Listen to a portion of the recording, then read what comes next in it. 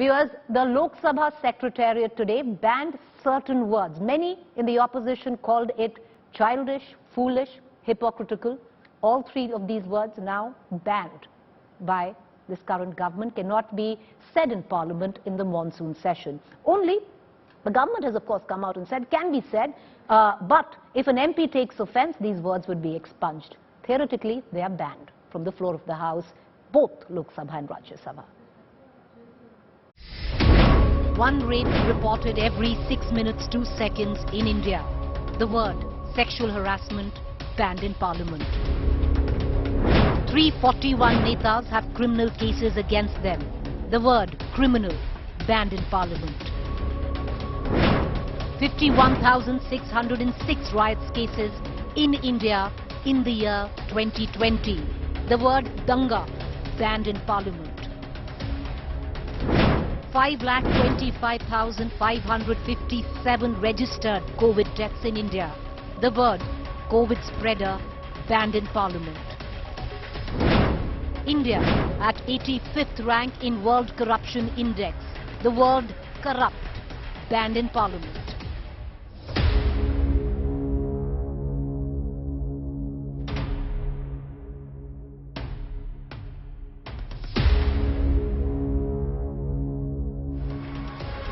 Is truth unparliamentary? Drop focus on To The Point this evening.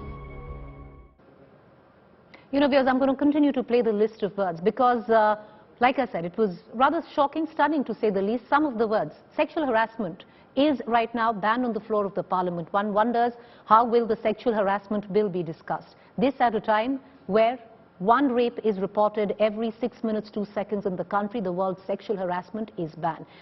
Not just that, many words. The opposition says you have banned Jumla GV. What about Andolan GV? Andolan GV is not banned. Corrupt, the word corrupt. When India stands high on the national, international index of corruption, the word corrupt is banned. What's even more interesting, there are so many MPs with criminal cases on the floor of the House in both Lok Sabha and Rajya Sabha. The word criminal is banned from the floor of the Parliament. What does the government, the Parliament hope to achieve? Well, the opposition says this is a threat to democracy where the opposition cannot even target the government with certain words because in the records of the Parliament, those words would be expunged. Let's cut across to our panelists this evening. I have Priyanka Chaturvedi, Rajya Sabha MP, Shiv Sena, Ami Yajnik, Rajya Sabha MP, Congress, Anurag Sharma, Lok Sabha MP, Bharatiya Janata Party. All three guests are members of Parliament, and I want to begin with Mr. Sharma first. Mr. Sharma, you know, it's rather bizarre when you look at it. Sexual harassment banned at a time where one rape is reported every 6 minutes 2 seconds in the country. There are criminals on the floor of the House, but the word criminal is banned. Andolan GV is not banned, the opposition says, but Jumla GV word is banned. The sheer fact that the word asatya is banned. The opposition cannot use the word asatya, sir. Isn't it bizarre? Don't you think so? Okay, let me just be very clear. I think we are dramatizing this a bit too much. One, I hope you've heard the Lok Sabha Speaker's clarification. The Honourable Speaker was doing a press conference a little while earlier. He has been very categorical that none of these words are banned. You're more than happy to use them in the Parliament. It's the context. Sometimes we use words in a context and against a particular member, which can be hurtful and which leads to a lot of disruption in the House. So these words can easily be used. No one's stopping you from usage. No action is ever taken against a member. If a particular word is being flagged or a particular speech or a context is flagged, we get it back from the Speaker's office. I get it. I may have used some of these words in the past. I will get those words flagged and say this is unparliamentary in a particular context. We are deleting. If I have an objection to it, I can go back to the Speaker's table and put those words on and say, please add these back. He will hear me out. If I'm not able to justify my stance, they're removed. You've had this in the rule book or 380 of the Conduct and Procedures Business in the House. and in Rule 381 of the Lok Sabha on conduct and procedures of business. Some of those words can easily be used, and I don't think so anybody in the opposition is shying away from using some of these words. I've heard them use it. We've actually seen in Parliament what happened during the Raj Sabha, which was such a shameful act where people actually threw things and tore things. How does that, but Mr. Sharma, I'm coming in there, and as I bring in our other guests, I just want to ask you, you say the shameful act which had taken place on the floor of the Parliament, I agree, tearing up of the rule book, nobody would like that, but how does this stop it? I just want to once again, sir, for the benefit of our viewers, why would these words in any case make it, hear my question, sir, why would these, words in any case make it to the unparliamentary language where the dictionary is concerned? A satya, lie, you can't, a member of parliament cannot use the word asatya. Why I say cannot use is because what the explanation given by the speaker was, if an MP takes objection, anyone can take objection to the word asatya. There is a word, lie cannot be used, criminal cannot be used, abused cannot be used, ahankar cannot be used, anarchist cannot be used, Bal Buddhi cannot be used, ashamed cannot be used, Jaychand cannot be used. Sure, you can read a list and we can continue this for 20 minutes and I can hear that out. But if you just let me explain. Now, if somebody has been accused of a criminal conduct, let's say even in the opposition benches, and I am calling him a criminal on the floor of the House, he has not been sentenced by a court. It's unfair to actually accuse and call someone a criminal. And especially if you're going to be having it on the record of the House, where future generations will be. So if you call anybody by any particular name, fair enough. Particular context, so what if somebody gets up on the floor of the House? Discuss a criminal code bill, you are going to use the word criminal. Sir, before I want to bring in our other guests, but I want to ask you, what if somebody gets up on the floor of the House and says, ye kala din hai, ye asatya hai? And an MP takes offense to both the words. What goes on records is only here. Neither kala din nor asatya. It does not go on record. You can object to it. If the speaker allows it to stand, it will. The House is run by the speaker. Okay. And the so speaker, if the speaker allows it will stand. And speaker, right. And speaker in the true tenet.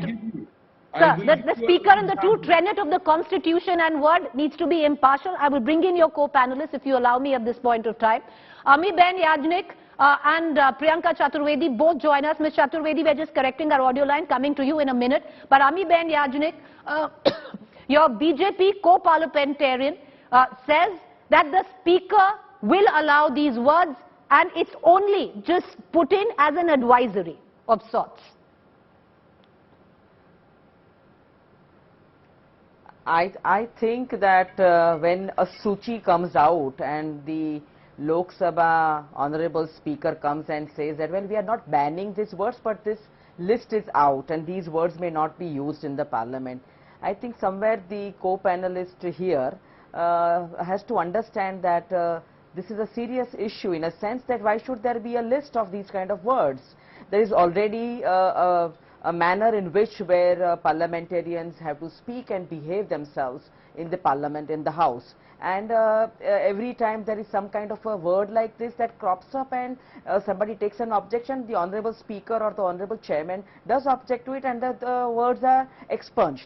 So it is very, very strange situation that such a list has come out, and I am really amazed that there is no committee that has been formed, there is no inputs that have been taken, that what kind of words should be in the list, what the list should comprise of, and which are these words. There are few words which already are incorporated in the titles of the act which are passed by the Parliament. So would we not speak that word when we talk about that particular law? So this is very strange, and the Constitution gives freedom of expression. If somebody uses unparliamentary language, immediately the chairperson or the Honorable Speaker stops that person and the record is made clear. But I am very, very surprised that such a list has come, especially when a session is going to proceed on Monday. So I know you want to come in. May I just go across to Shiv Sena Rajya Sabha MP Priyanka Chaturvedi, and I'll come right back to you. Ms. Chaturvedi, does the Shiv Sena take offense to only some of the words, or is it the entire list? No, no, I don't think it's just Shiv Sena. You must understand this should be across board, even in the Bharatiya Janata Party camp.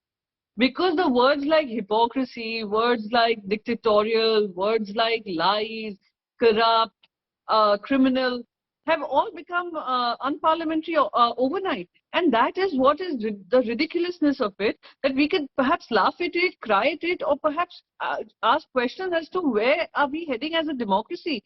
When the democracy tells us that if you have a strong government, you also need an opposition which holds them accountable.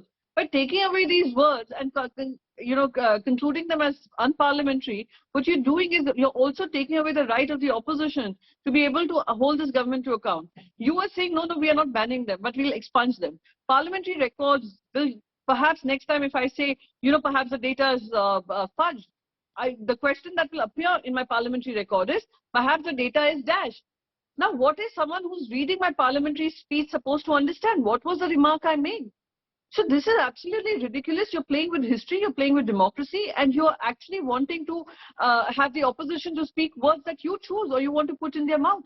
So probably in some times, in some days, we will also see, if you do not say besides Wah Modi ji Wah, if there's any word you use against this government, that will be expunged too. And that is what the problem is. Okay. Anurag Sharma, you wanted to come in, and I want to ask you again, sir. The opposition saying this is completely undemocratic. Let me answer two things, please. Go ahead, One, sir. none of these words are banned. Let me say that again and again and again. You are most welcome to use some of these words. Please hear what the Lok Sabha speaker said. It's the context. If I stand on the floor of the House and accuse someone of being a criminal who's not yet been decided by the court, it is unfair, it is unparliamentary. Secondly, a lot of these words have been around since 1999, and this list has been coming out since then. It is decided by the Lok Sabha secretary. Thirdly, if a member of parliament still uses these words, no action is ever taken against them, and anything which you said on the floor of the House, no action can be taken. So it is definitely not undemocratic, the words as being used, right? The other thing you must realize is we need to up the level of debate. I've heard speeches where one very senior member was called a chokra.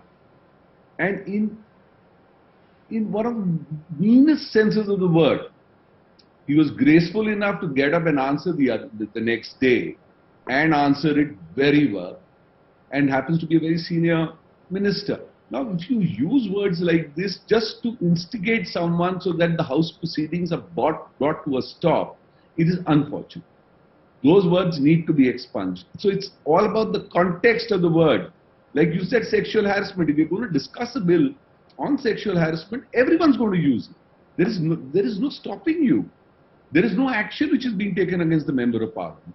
You can't go to the privilege committee. But sir, that's what I said. That's what I said, and I want to bring in Rahul Srivastava as well. But what if somebody stands and said, "Ye kala din hai, ye asatya hai," and an MP takes offence?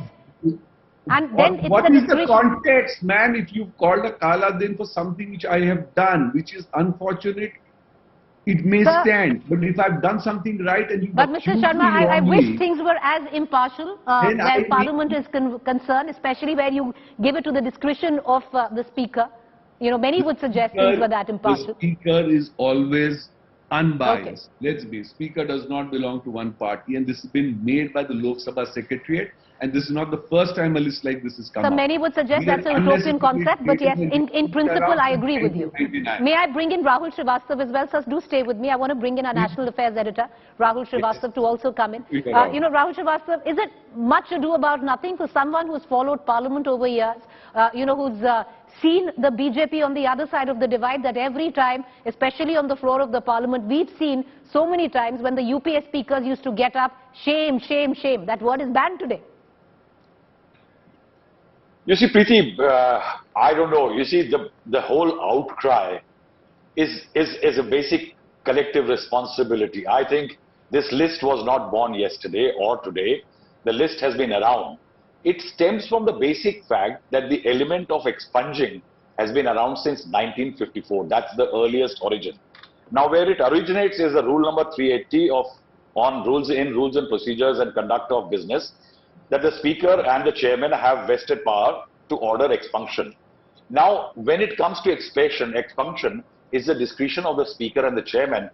And when it comes to, say, for example, the disqualification of MLAs in Karnataka, if you recall, or in Uttar Pradesh in 1996, the courts will not comment on it. So I will definitely not comment and say that the speakers are biased, because I know that I can be hauled to stand in front in terms of contempt of the House. Now, what is really happening? Preeti, if you see this, it's a 900-page list. You know, eventually once it is compiled, people have not, I don't know whether they have seen it or not. It's a complete book. You can pick it off from the sales counter in Parliament of unparliamentary words. It's something close to 900. Now, how did it originate? It has originated that since 1954, in the times of Jawaharlal Nehru, people started adding these unparliamentary words. Now, what was it supposed to do? It was supposed to stop prejudicial comments to national interest, to friendly ties with nations, derogatory to high offices and all those things, army, defense forces and others. But then it got mutated. And then today, if it is being, if words like Jumla Jeevi, Tanashah, Dictator, Ghadial, Girgit, Kala Din, Kala Bazar, Khareed Farokht is being added, the point here is these are all those words which have started playing in the public arena. So now you find them coming to the list. But if you go back to the UPA period, when they were dogged by the 2G, CWG, Commonwealth, and a lot of those scams, what were the words which got added?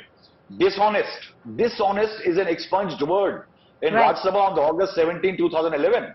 Dishonesty, March 3rd, 2011. Shame, March 12th, 2012. Cheating, March 20, 2012. Why did this happen? It is happening because the governments and eventually the governments of the day don't want to hear words which are being used against them in the public space. I'm going to take what you said to Ammi-Ben Yajnik. Ms. Yajnik, a point that has been made by a national affairs editor who's seen many seasons of parliament, including when you were in power, suggests that, you know, this big fat dictionary of unparliamentary words, possibly half of it is a contribution by your very own government when you were in power. There is this book, we all refer to it time and again, even in the parliament when the session is on and when the speeches are happening.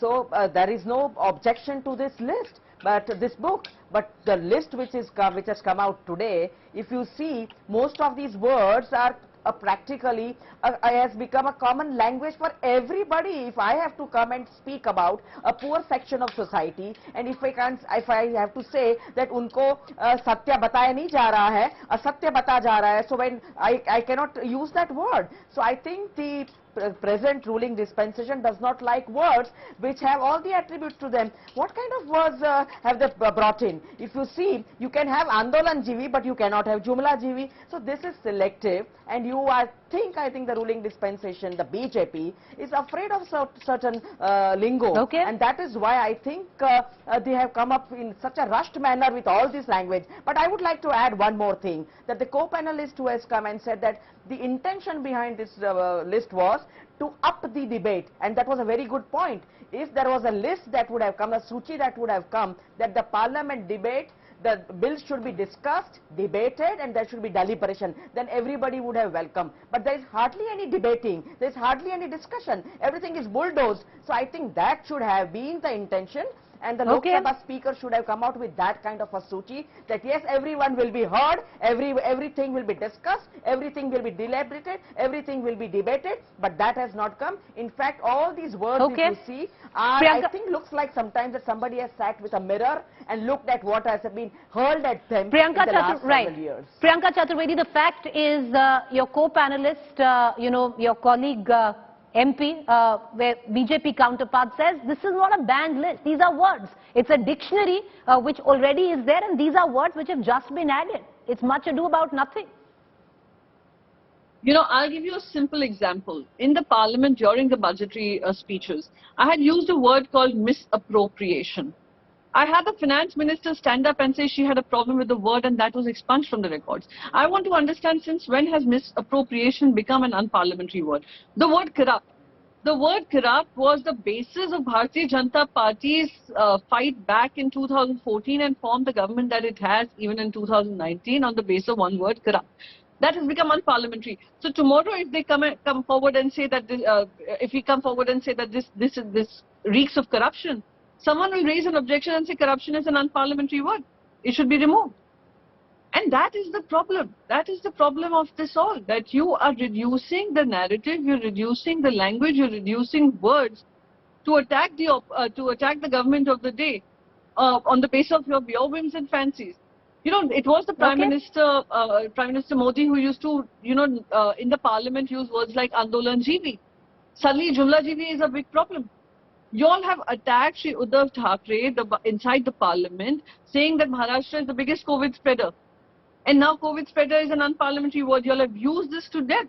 It's a shame that today we are being reduced to a language that they want us to speak. Even in schools, a school teacher would not have said anything about the word hypocrisy, about the word lies, which they're trying to do. They're trying to monitor us. All right. Okay, Mr. Sharma, now you say that the level of debate needs to be up clearly with what we've spoken with Amiben Yajnik, with Ms. Chaturvedi. The fear is that you're going to use this discretionary power to further your own narrative where the parliament is concerned. Can I come in? Yes, sir. One, I like to answer two things. One is what Priyanka ji just said. She's an honorable member of parliament. We do all follow her. But let me be very clear on two things. Priyanka ji just said the word corrupt. One word which most of us use in parliament day in, day out.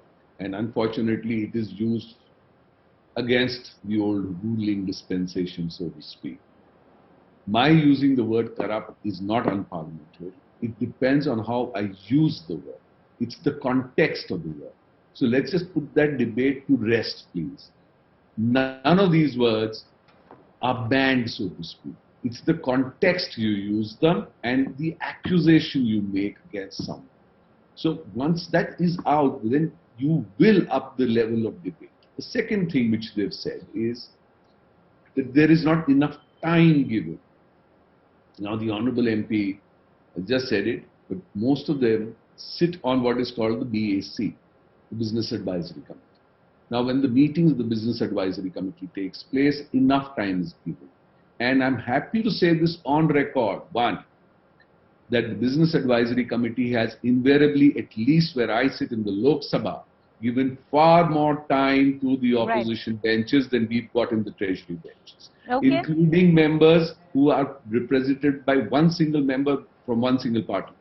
They've got more time than some of us have in the Treasury benches. In fact, that has been one of my complaints constantly, that we don't get enough time to speak. Secondly, this list is not made by the BJP. Please, let's put that to rest. That's a complete misconception. It's been made, revised constantly by the Lok Sabha Secretary.